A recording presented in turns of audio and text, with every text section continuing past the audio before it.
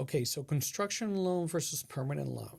Let's start where it all begins with construction. We typically get a construction loan that will be normally a variable rate loan, something that will fluctuate with, let's say, SOFR, like an index.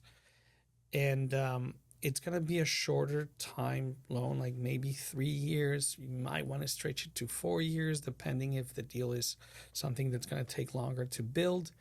But normally would be 3 years. And once it's built, then you go to your permanent loan. Permanent loan, it's a loan that most of the times will come at a fixed rate, and it typically should be a lower rate than your construction loan. There's less risk.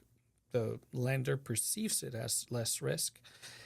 But then at that point, if you're going to go permanent, what that means is that you're going to spend some time with the building.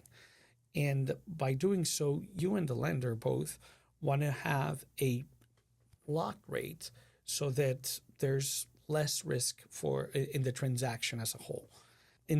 As an example, we would get a loan for a construction loan, typically anywhere between 250 to 300 basis points over SOFR.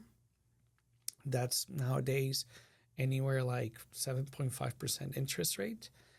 Once we build it, paying that interest, then we go to a different bank or maybe even the same bank and say like, oh, we want to keep the building the next 10 years.